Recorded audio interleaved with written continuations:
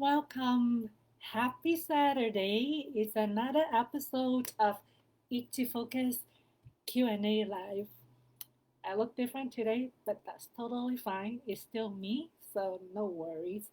Hi, I'm Anna Tai. I'm a registered dietitian, also brand new certified hypnotherapist. And I'm here to answer your question inside the Facebook group.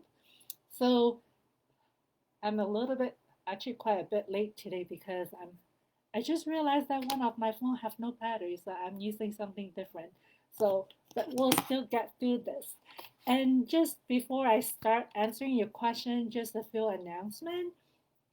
Um, we're gonna take a break next two Saturday, because my daughter is graduating from college, so I'll be in Chicago for the next 2 weeks to celebrate her graduation. And looks like she's gonna stay in Chicago for the summer and for next year or maybe the next year. I don't know her plan, but anyway, that's where I'll be at. So next two Saturday I won't be here, but I'll be back after that. So hi everyone for showing up. And again, this is a live Q&A every Saturday morning, 10 a.m. Hawaii Standard Time.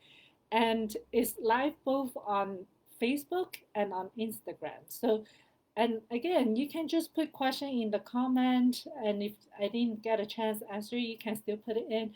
I try my best to go on Facebook to answer some question, but it's just really hard to find time, like trying to run a business on the side while working full time. So, but bear with me. I'll try and answer it. If not, just keep emailing me or keep messaging me.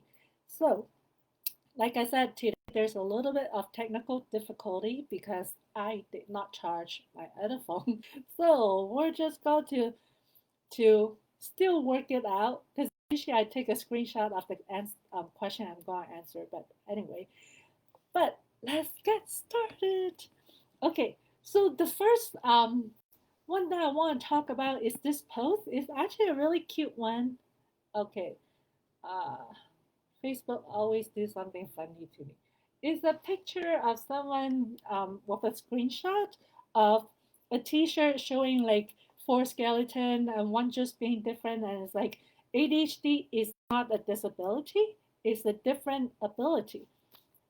And this sounds like a very positive and motivating and very empowering post, because it is helping us to understand that, hey, just because you have ADHD or your child have ADHD is not the end of the world, which is true.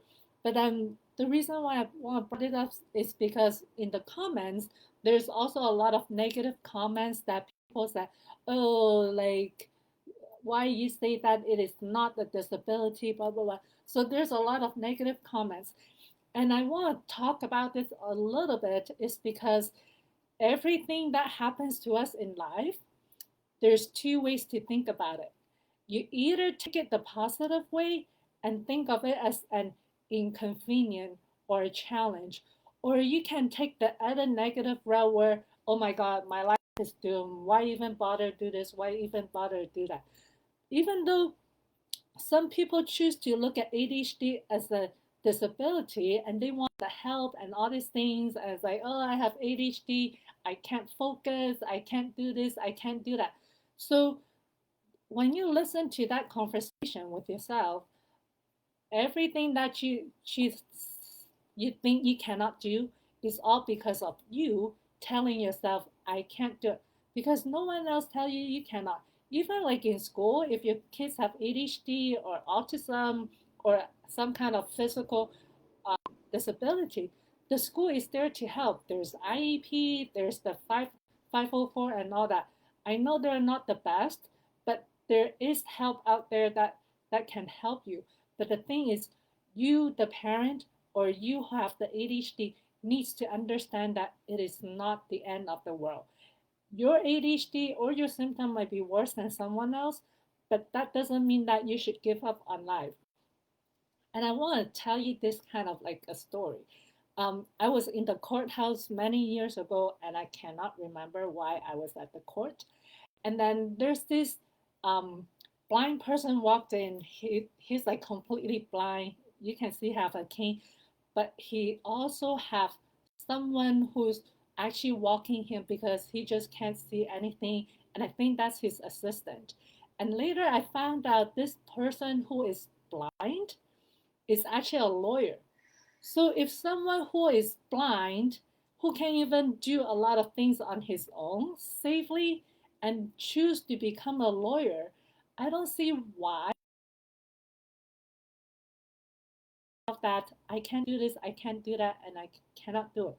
And I understand there's a lot of things that the having ADHD is very inconvenient. Like you're doing something and then you completely forget about it and do something else.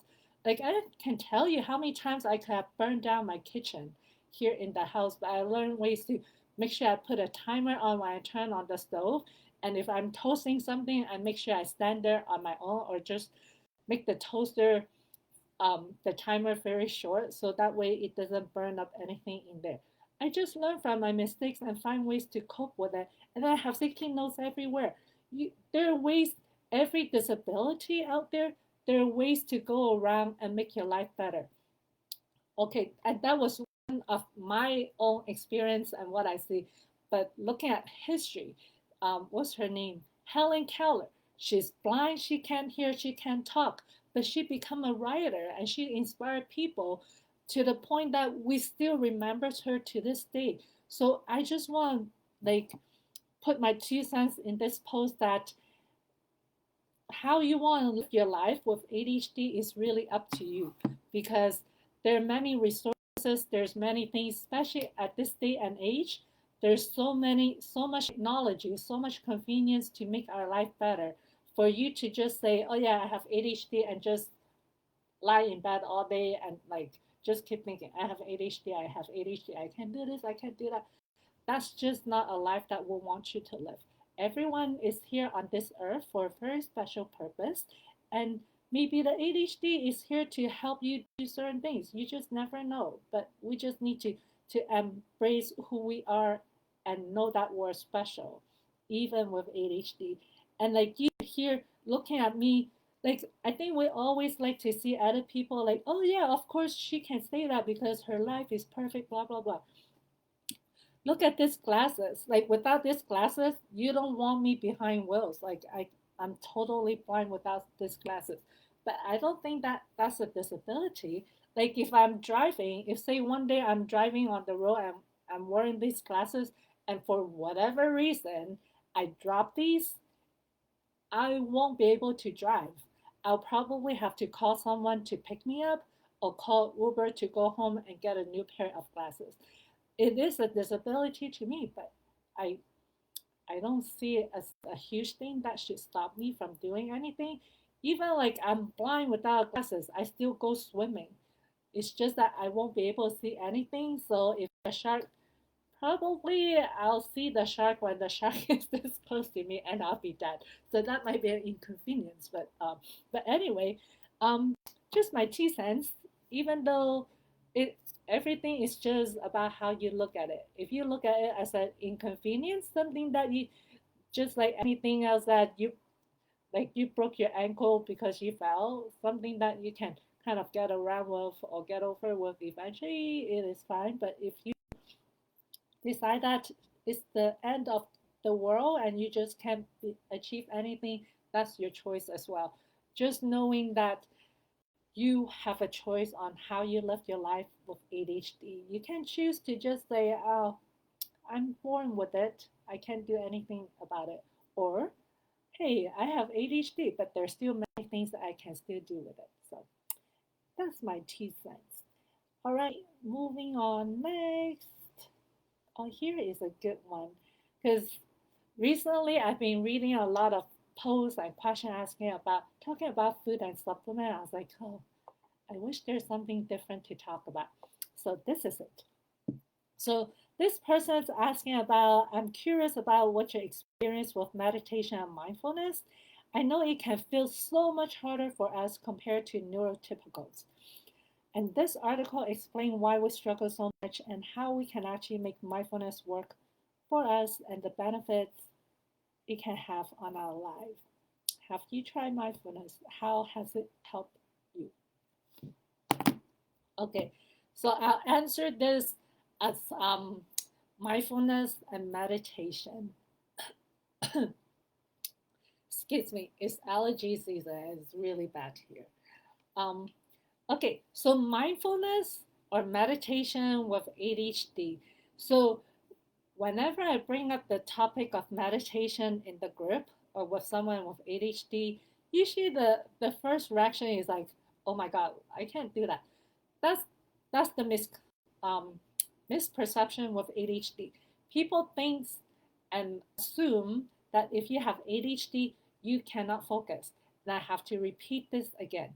People with ADHD can and will and able to focus when it is something that interests them. Like pretty much all of you know, or if you have kids, you'll know that your kids can focus for hours. Like if even with my daughter, she loves Lego. She can work on a Lego set. Like when we used to buy a brand new Lego set, she'll work on it for 2 hours and finish the whole set in 2 hours. So you just need to find out what interests you. And meditation is really good for the ADHD brain. Is this whole thing about neuroplasticity, which actually I talk about in my book. And this is the thing that I want people to understand, especially parents with kids with ADHD and also people who actually have ADHD. Because a lot of the things I hear in the group and people talking about ADHD is like again, it's like a something that you're born with. But with the understanding of neuroplasticity, which is a science that studies how the brain is continuously changing and evolving throughout life, which is a very new concept over the last, I don't know, 10 something years. But the idea is that your brain is continuously changing.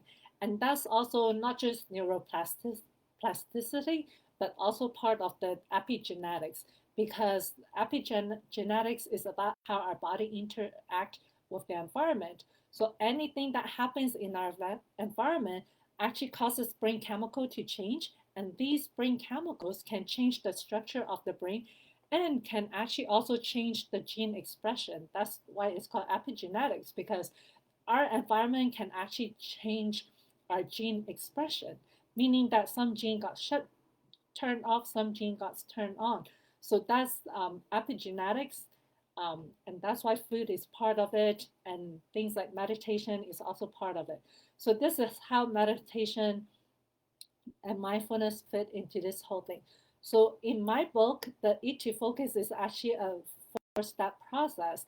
The first four process focus on um, fixing the physical body, providing a body with like food, nutrients, and the supplements, vitamins, and all those correcting nutrient deficiencies, supporting brain growth, and everything. The very last step is called reboot the brain or reboot the ADHD brain. This last step is kind of like the instruction. It's kind of like you having a recipe, right? So the recipe usually comes with a long list of ingredients, and then so that's what the ingredients are. Is the food that we put into our body and the supplements that we take to correct all of those nutrient deficiency or to boost certain brain function, body functions, and all those. The last step were to rewire the brain or to reboot the brain is actually the instruction, because the only way to rewire and reconnect or to build new brain connections is by movement and by using the brain. Because when you're using the brain, you probably heard of like practice make perfect, muscle memory, all of those things. So the more you use a certain function in your body, the better that connection becomes. It's just like you going to the gym. The first couple of times you go to the gym to do push-ups, you probably like, oh my God, this is like impossible, right? But then after doing that 10 times, you're like, oh my God, this is piece of cake. My muscle is like perfect. My muscle knows exactly what to do. So you have to look at your brain as actually a piece of muscle, just like your heart, your organs, your muscles on your arms and legs. And that's how the brain works. Even though we often talk about the brain is like all fats and just sit here do nothing, your brain actually doing a lot, especially if you're in school or you have a very, even if you have a sit down job like me, I have a very sedentary job because pretty much I just talk every day, like for 8 hours to patient doing stuff.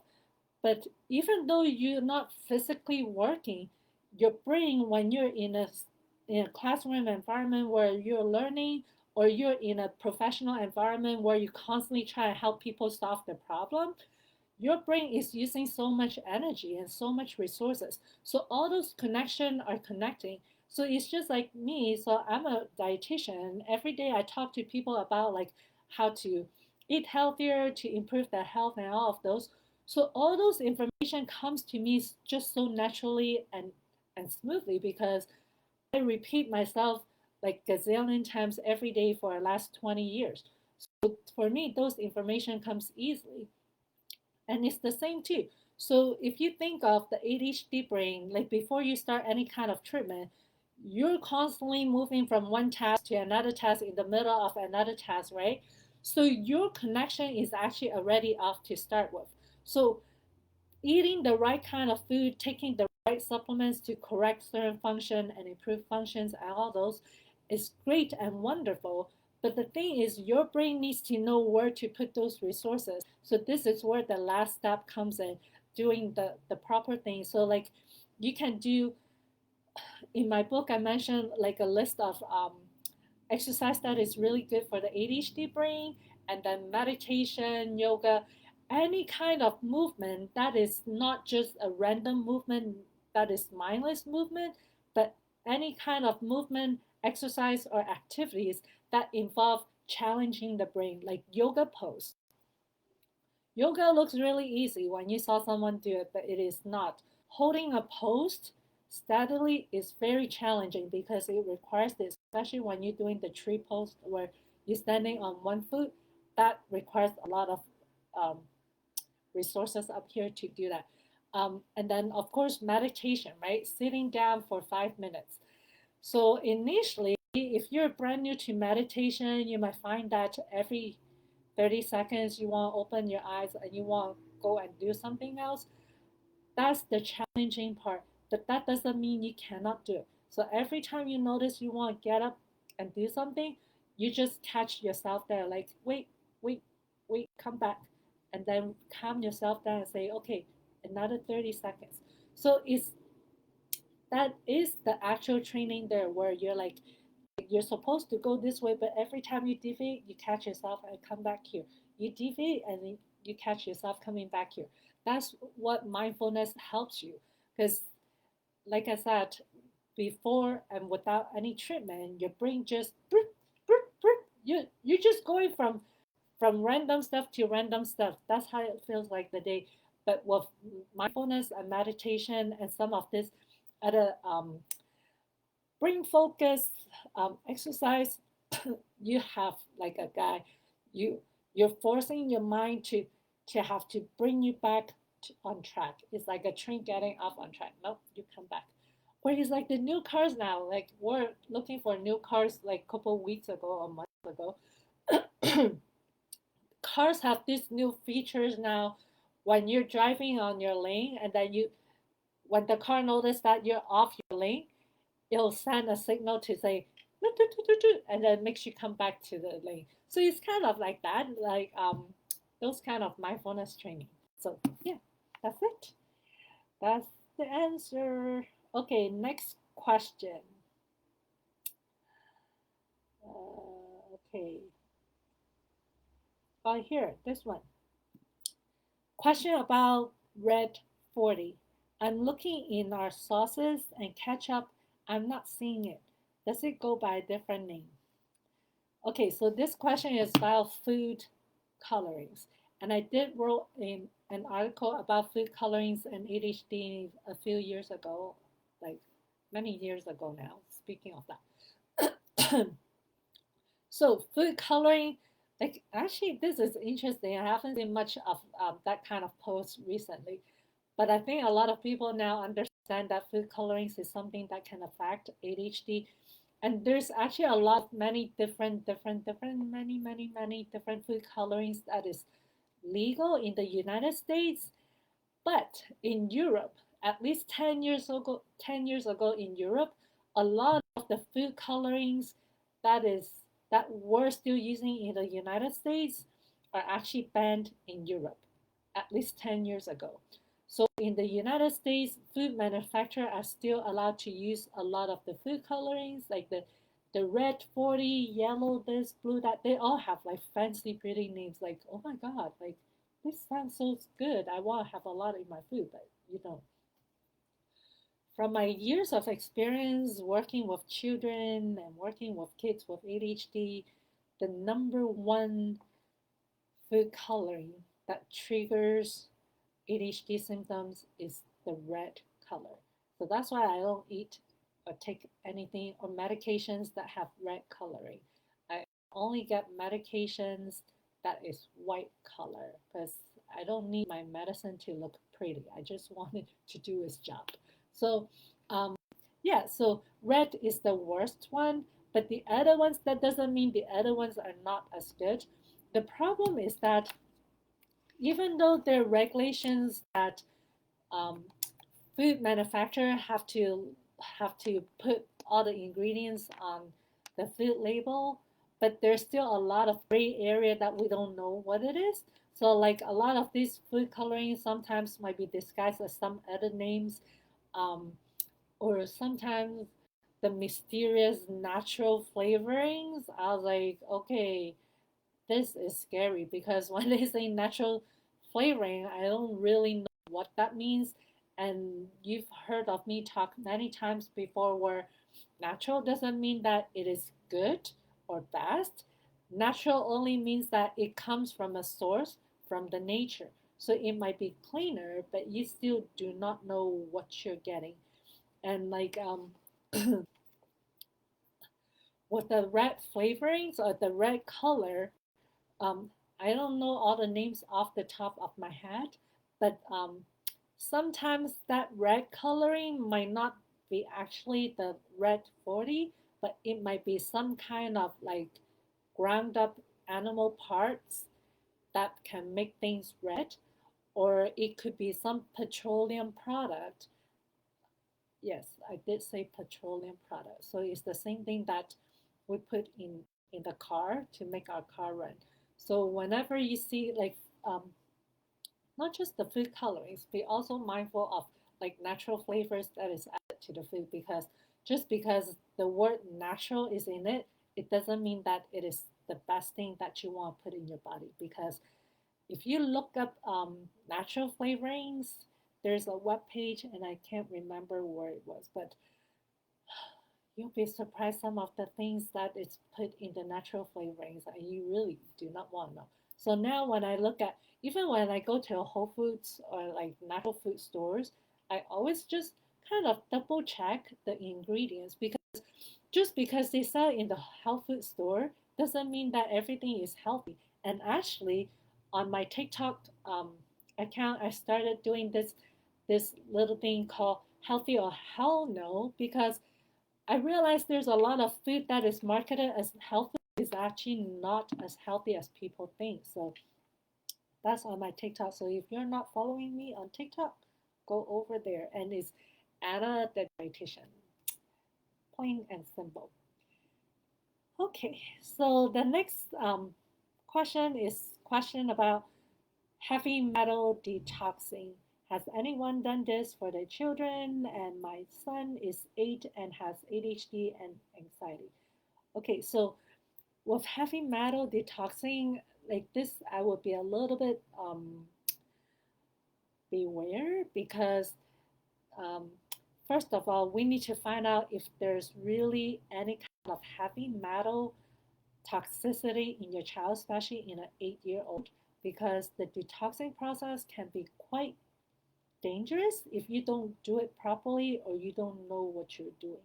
But simple like general detoxing with drinking a lot of water, taking extra vitamin C, taking something like milk thistle, and all of those are generally pretty safe. But if we're talking about heavy metal detoxing, that's a different kind of mechanism. So the first part of the question is, did you do some kind of mineral testing to determine if there's an actual heavy metal toxicity. And then the other thing is like if and why do you suspect that your child have heavy metal toxicity as well? Because ADHD and anxiety, the way I look at this, these are all symptoms telling us that something else is wrong in the body. So rather than try and fix the symptom, we should actually dig deeper into the body and also the child's environment to figure out why your child is having anxiety and ADHD symptoms. Because this is something that I learned as a pediatric dietitian because as a pediatric dietitian, I learned to look at the child as a whole person. I look at all different organs, how everything works, because that's how I work where I came from. I work with all these other pediatric pediatric subspecialists, the pulmonologists, cardiologists, gastroenterologists, nephrologists. So I work with all these other doctors. So I'm trained in the way that also look from their perspective, like, hey, all these other organs, how are they working? So that's my perspective. But when I start seeing adult patients a few years ago, I was like, oh my God, like, how come you guys not doing this? Like, you just slap a slap a label on the patient and then give them a generic diet to follow. So that's why I realized that, oh my God, on the adult side, they're like, oh yeah, you have anxiety, take this medicine. You have ADHD, take this medicine. You have migraine headache, take this medicine. But in adult, no one ever asked them why they have anxiety. Is it because their marriage is not good? Or is it because they're stuck in a job that they hate? Or is it because they have problem with money? In kids, it's different. If a child come to the doctor and start suddenly having a lot of pain in the belly or having anxiety, depression symptoms, we don't just start them on medication. We usually send them to behavioral health and have them figure out why is the child having anxiety. And a very good example recently was I have a patient, a 12, 13-year old who just moved to Hawaii. And shortly after moving to Hawaii, suddenly this child just stopped eating completely for a month and a half. And parents was panicking because don't know what's wrong with the child. The child used to be so happy and cheerful. And after we moved to Hawaii, just everything just changed and they don't know what to do. They called the clinic, and the nurse was like, "Hey, there's the all the doctors are busy until like next week. Can you see this child like right away because the child's not eating?" I was like, "Yeah, sure, send them here." When the child walked into my office, like you can sense that the child have no energy. Of course, she's not eating for like a month and a half, and you see someone who look depressed, like there's no expression on the face. You can just see her low energy level. And start asking the dad what happened from the time you guys moved here. And I even asked the child, like, how's school? Did something happen to school? Did someone do something to you? Did someone say something to you in school? She's like, no, I like school. Everything was fine in school. And I told Dad, I really do not like this is not my area. All I can do is I know we cannot make her start eating because I don't have that magical power. So, so I told Dad, okay, in the meantime, just make sure that she drink at least either Pediasure or Ensure every meal if she's not eating anything. So that way, at least we stop the weight loss. But in the meantime, I want you to see our behavioral health specialist, the psychologist, right away. So I'm gonna look. So I went out, walked out of my office, and go to the psychologist and see if he have any appointment today. But he didn't. But anyway, so we were able to get this family to see the behavioral health therapist. Like I think the next day. So it was good. So I follow up with this family about a week later just to make sure everything is going fine. So that was just so happy because he's like, the behavioral health therapy was exactly what they needed because they found out why the child was having issue or stopped eating. And that was so appreciative. And the thing is, the child don't need to be on medication or anything. She just need to talk to someone and solve the problem that she have in her brain, and that's it. So yeah, my point here is that medication have a place in treatment, but we also always need to go back and ask what happened to your child. So, and that's something that you'll see me start talking more about it because since I start studying to become a hypnotherapist, I learned so much more about psychology, and that's something that I feel is a very important subject and topic in the management of ADHD and all the associating other stuff like anxiety and depression and all of those. So, okay, let's move on. We still have some time. The next question, someone asking about 5-hydroxytryptophan for her for his 11-year-old boy. So, the 5-HPT, short for 5-hydroxytryptophan, this is a actually very good supplement to use because it does help with. It is a precursor or the ingredients that the body used to make serotonin, and eventually the serotonin gets turned into melatonin at night when our cortisol level drops or when we notice the sky is getting dark. So our body will convert serotonin to melatonin that will get ready to go sleep. So, but can't really answer much of this question because we don't really know what she's trying to accomplish with the 5-HTP.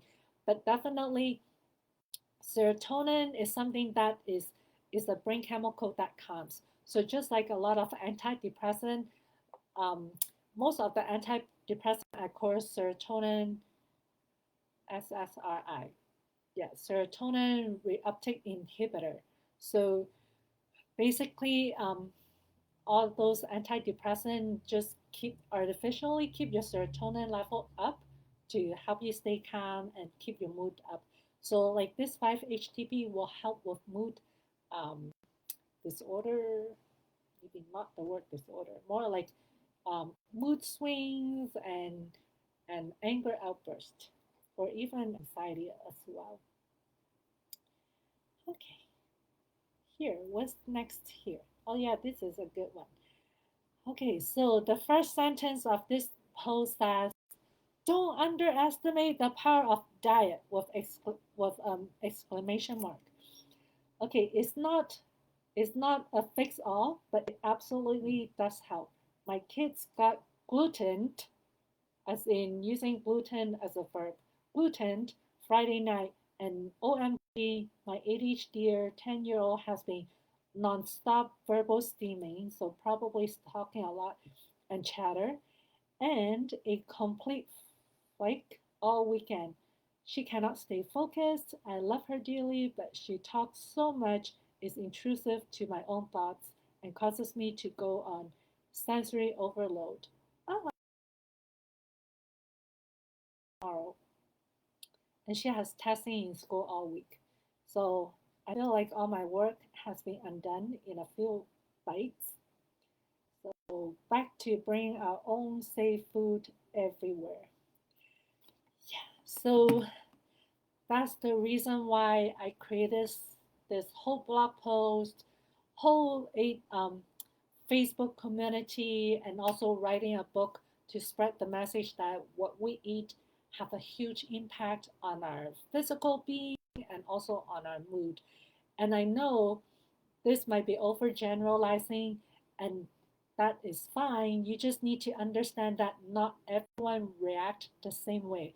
Every one of us, every one of us human beings have basic human needs, like needing all the macros and micronutrients. That's the fundamental human um, human nutritional needs. But as an individual, at the genetics and also biochemical and physiological, us are more sensitive to gluten, some of us are more sensitive to salt, some of us more sensitive to certain things. We're just all very different. But what I'm trying to help you out here is to give you the foundation to build your diet and to start with so you can start on a clean base, and then from there you can experiment and see what is bothering you and triggering your ADHD symptoms. And like I talk about a lot about food allergy and ADHD symptoms, a lot of times it's not even the food. And parents always ask, can we do a food allergy? And a lot of times I'll say no. And the reason why is I want to save your child a poke because that's very traumatic, especially if you're doing skin tests. That's not even fun at all for little young kids. But a lot of times the the ADHD symptoms is not reacting because of a real allergic reaction, but actually the food or things are added to the food or in the growing process of the food. Some of those chemicals or some of the food particles is actually irritating or interfering with the chemicals or the hormones in your body. The chemical signal brain chemicals and hormonal chemicals in the body. So that all of that has nothing to do with allergic reaction. Because when your body is actually allergic to something, it triggers an immune response that involves an immunoglobulin type of body. So that will show up on a blood test.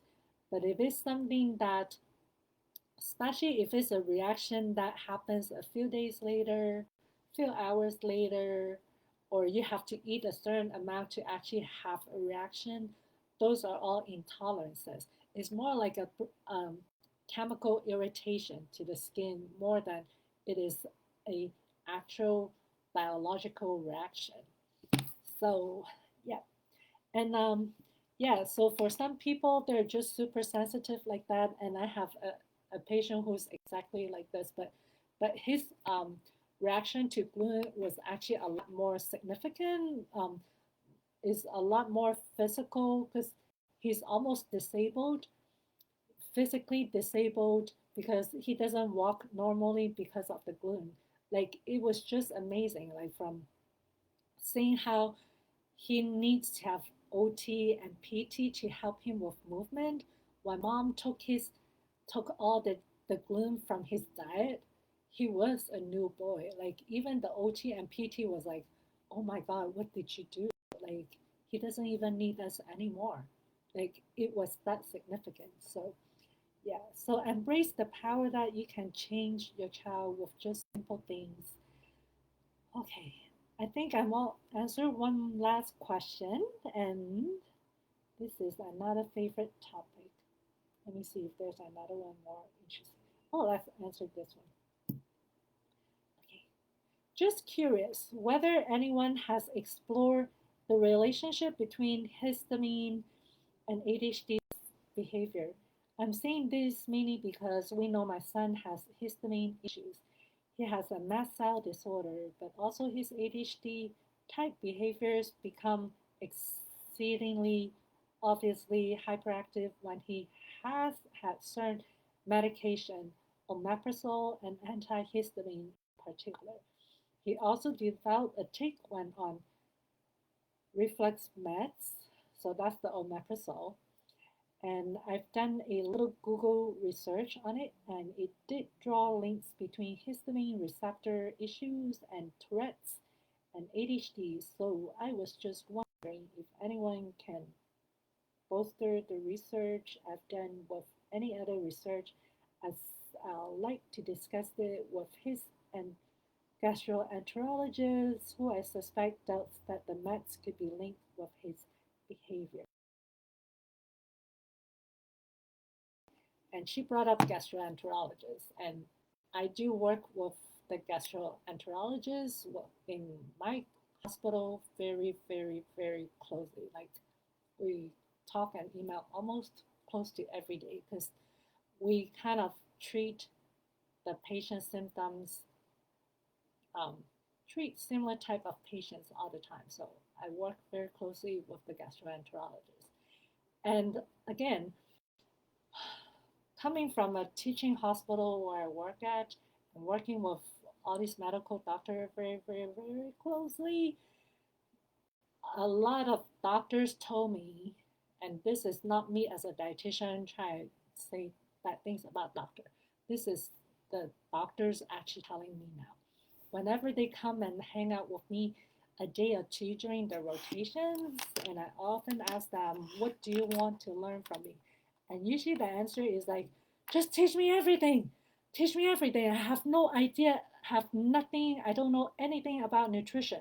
Like they never teach us anything about nutrition in medical school. And this is very important because when you're a pediatrician, nutrition is so important. So usually I teach them all the basic stuff, like what a pediatrician will need to look out for, what advice to give to the patient. But but basically what I'm trying to tell you is it is true that medical doctors have no nutritional training. So a lot of times they just know that okay, your child has stomach issue. Let's try omeprazole. Your child have reflux or vomiting. Let's put them on omeprazole. Like that's like the drugs that almost every kids have on. Like whatever something's not working, omeprazole. Oh, this thing work omeprazole, but it doesn't work all the time. And there are many different layers to answer this question. First of all, a lot of these ADHD symptoms. So we now know that kids with ADHD don't just have ADHD, they have anxiety, depression, Tourette's, conduct disorder, and all these other different things going on. So rather than just focusing on the label of ADHD, we need to look at all of these other things that is going on in your child, right?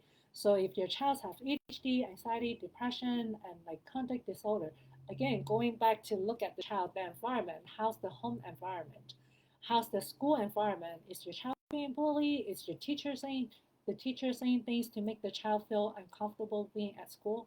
Because the thing is, we often want the best school for our kids. The best school for our kids is not the school that you have to pay the most tuition or the school that have the most successful graduates or anything. The best school for your kids is the school where your child feels safe, feel comfortable to express himself or herself there. And then same for the home environment as well too. So sometimes like we might think that as parents we're providing everything the best for our child, but if you're like a working parents, both working parents, constantly not at home all the time, your child's always by themselves and they're stuck to just eating food to feel like they have someone with them, or living in an environment where the parents constantly fighting all the time, that makes the child feels unsafe, and that could be a source of anxiety as well. And I'm not here to try to tell you that maybe something's wrong with family or anything, but it is something that we need to also look into when your child's having all the symptoms. But then again, that's something I talk about all the time is that ADHD and all these other symptoms do not always only have one cause. Food might be some part of it. Having a good diet that fits your body, fits your brain, always help. But if the environment doesn't work, the environment is causing stress. That stress can change brain chemicals, change brain structure, and also change the gene expression. That's something that we need to learn and to also be aware of. It's not always about the food. It's always about interaction in the environment. So that's part of it. Second part of it, she talked about the histamine.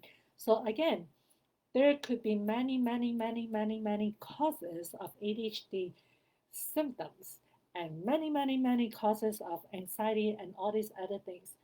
In my book, as a dietitian, I focus on what changing the diet and supplementing helps.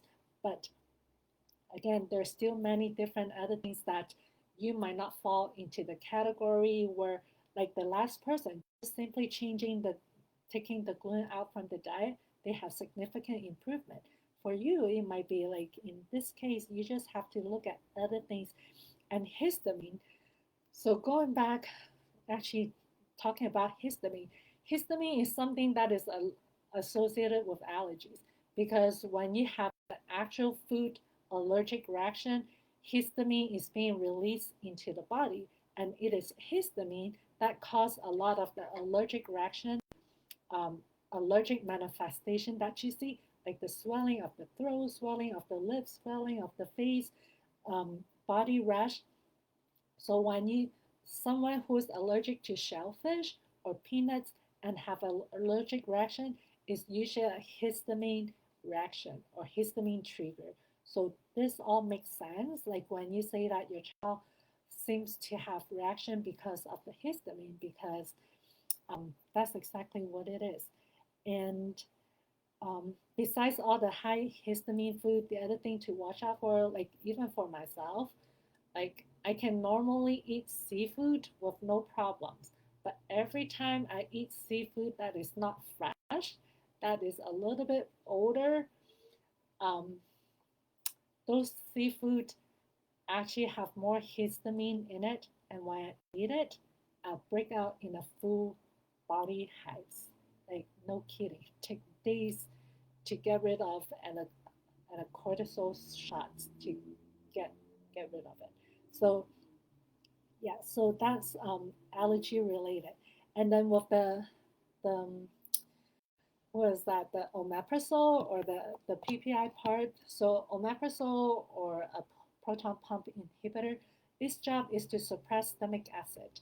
And that's actually a very dangerous drug, which I actually talk about inside my book. Because stomach acid do two very important jobs in our body. One, the stomach acid is super, super, super acidic. And the reason why is that having that pH 2 environment actually kills bacteria. So even though we try our best in like living in a first world country, our food is pretty clean, but there's still something not very clean. There might still be some germs.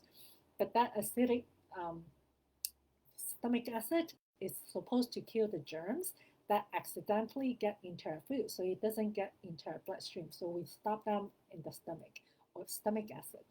Second thing that the stomach acid do is it actually denature or helps is the first step to making protein easier to digest. So it's kind of like when you crack a raw egg into a bowl of vinegar, the egg actually turns white because that's the process called denaturing or denature. I don't know the word for that, but anyway, so it changes the protein structure. So when we eat food that has protein, and when that protein food hits the stomach acid is supposed to unwind the protein into a stream that is easy to digest when the protein reach the small intestine. That's the second job of the stomach acid. So when you put a medication in your body that suppresses stomach acid production, two things gonna happen. You'll end up with more infection, specifically with the C. diff, and that's something that we start seeing more in children who are put on stomach acid medication. They are there are more incident of C. diff infection, and the toxin that is produced by the C. diff bacteria can also interfere with brain function. Second thing is when the protein is not broken down properly, is not treated properly for digestion, meaning that when it's in the small intestine, there are more intact protein in the stomach. And if your gut lining is not very strong, like you have leaky gut, some of that intact protein can enter into the bloodstream and cause a real allergic reaction. And with that reaction to that intact protein, you might see more physical symptoms and also behavioral symptoms. So that's explain of that funny thing that happens to this child. So yeah, food and drugs affects our body. So all right. Anyway, so that's it for the day. So if I answer your question, that's great. And if you have anything that you want to say or comment, put it in the comment below. If you have questions you want me to answer, put it below as well. If you want a consultation with me, private message me on Instagram, Facebook. I'm taking new patients and I can help you with that. And then again, I won't be here the next 2 weeks, which is the May 7th and May 14th, and I'll be in Chicago. So I'll be posting some updates and um, and some maybe pictures of my daughter graduation. So remember, ADHD is not a disability. It is a disability if you want it to be. And disability means that it is affecting your life and you can't do anything. If you can still go around it, and create ways to make your life work like someone who have a real disability, you can totally do it. You just need to change your mind and you believe that you're worthy of a successful life. And that goes for your children and for yourself as well. So, anyway, so yeah. Oh, and if you want to know, so my daughter's graduating from college from Loyola Chicago with a degree in biology and a minor in mathematics. So, again, this is not me trying to boast or try to show off or anything, but it is me trying to tell you that it is possible. You need to believe that your child is capable. Because, like I said, when I first thought, have the idea that my child might be a little bit different, I freaked out. Because I was like, she's not going to graduate high school. She's going to turn into a criminal. She's going to be in jail. She'll become a drug addict. All of those thoughts came to my mind.